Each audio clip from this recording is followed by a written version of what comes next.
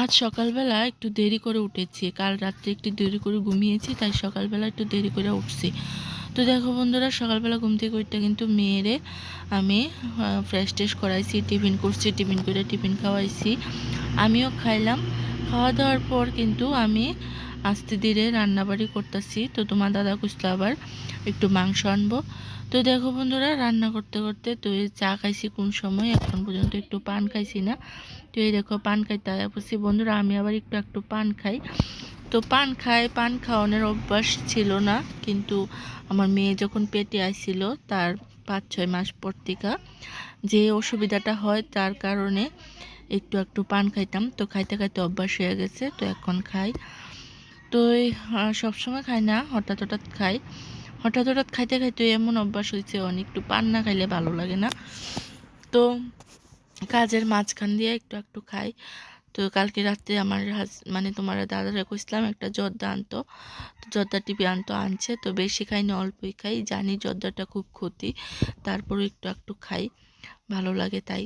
তো দেখো পান টান খাইয়া কিন্তু আমি আবার আয়া পড়ছি রান্নাঘরে।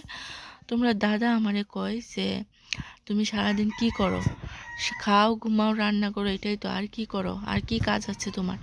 তো বন্ধুরা, একটা সংসারে কি এতটুকুই কাজ থাকে বলো? অনেক কাজ থাকে, সকাল থেকে রাত্র পর্যন্ত অনেক কাজ থাকে। তো এই কাজগুলো করতে হয়। দেখো এদিকে আমি লাউয়ের যে চোকলাগুলো আছে সেটি আর আলু দিয়া ভাজা করতেছি। তারপরে দেখো ভাজা করতেছি আর ডাল রান্না করুম, যেহেতু মেয়ে ডাল ছাড়া খাইতে পারতো না। তো ভাজার মধ্যে একটু আমরা পেঁয়াজ খাই, তো পেঁয়াজ একটু দিছি, কাঁচা লঙ্কা একটু চিরা দিছি, দিয়া তারপরে ভাজিটা করুম। এদিকে দেখো বন্ধুরা, তোমার দাদা কইতেছে মাংস আনবো একটু, তো বাজারে গেছে গিয়া মাংস আনবো। তো মাংসটা আনলে আমি মাংসটা রেডি করুম, রান্না করুম। এদিকে দেখো আমার ডাল তারপরে ভাজি কিন্তু আমি রান্না করেছি। এদিকে দেখো তেল শেষ হয়ে গেছে লবণও শেষ হয়ে গেছে তো শেষ মানে এটা না বন্ধুরা যে একবারে শেষ হয়ে গেছে আমি স্টক করে স্টকে রাখা দিই, যাতে শেষ হইলে আমি আবার রান্নাঘরে তো সব কিছু রাখি না।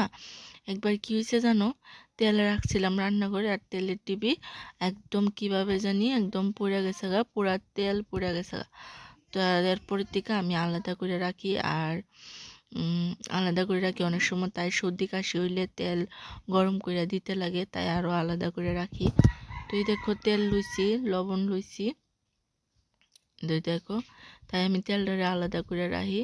আমার 2 লিটার তেল লাগে মোটামুটি।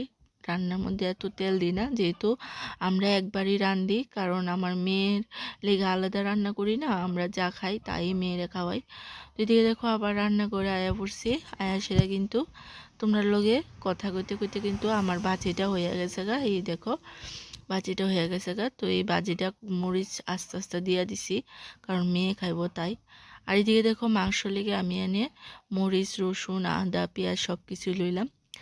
তারপরে দেখো এদিকে মাংসটা এর মধ্যে দেখো বন্ধুরা, তোমরা এটা শেয়ার করি নাই, এটা হইলো যে আমি স্নান টান কইরা তারপরে একটু গ্রুপে গেছিলাম, গ্রুপের থেকে আইসি আয়া সেরা এই দেখো মাংসটা রেডি করে লাইছি।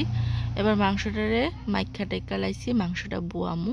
এই দেখো কড়াইয়ের মধ্যে তেল দিছি, তেল দিয়ে একটু দারচিনি লবণটা দিছি, দিয়া সেরা তেজপাতা দিয়া তারপরে কিন্তু মাংসটা বসায় দিছি। এদিকে দেখো ডাল রান্না করছি, ভাজি রান্না করছি, আর এদিকে মাংস রান্না করুম, আর কি লাগে। তো এই সব কইরা সেরা কিন্তু মেয়েরে স্নান করামু, খাওয়ামু, ঘুম পাড়ামু, তারপরে আমি খামু। এই দেখো মাংস কিন্তু আমার হয়ে গেছে মোটামুটি। এই হয়েছে আজকের ব্লগ। কেমন আছো?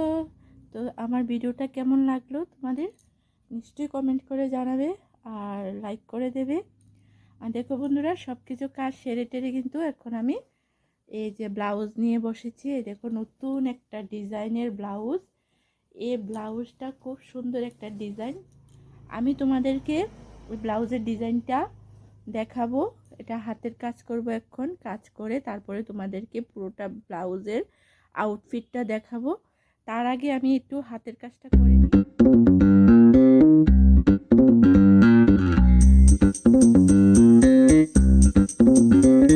চ্যানেলে যারা আছো তারা চ্যানেলটাকে শেয়ার করে দিও, বেশি বেশি করে সাবস্ক্রাইব যেন হয়। তো সাবস্ক্রাইব করে দিও। যারা নতুন আছো, নতুন ভিডিও দেখতে চাও, নতুন আছো চ্যানেলে, তারা চ্যানেলটাকে সাবস্ক্রাইব করে বেল আইকনটা বাজিয়ে অল করে দিও। আর ভিডিওগুলি যদি ভালো লাগে লাইক কমেন্ট শেয়ার করে দিও, ঠিক আছে? আর যারা যারা কমেন্ট করেছো আমাকে, যারা যারা লাইক করেছো, তাদেরকে অসংখ্য ধন্যবাদ। Thank you so much. Thank you বললে হয়তো কম হবে, তো যারা কমেন্ট করেছো আমাকে, যারা আমার ফ্রেন্ড আছো, তাদেরকে অসংখ্য ধন্যবাদ। তোমরা এইভাবে আমাকে সাপোর্ট করো, আর তোমাদের ভালোবাসা যেন আমার পাশে থাকে, সেটাই চাই। তো যাই হোক বন্ধুরা, আজকের ব্লগটা এখানেই শেষ করলাম। ভালো থেকো, সুস্থ থেকো। আবারও দেখা হবে নতুন কিছু নিয়ে, নতুন একটা ব্লগ নিয়ে। তো টাটা, সি ইউ, আবার দেখা হবে তোমাদের সঙ্গে।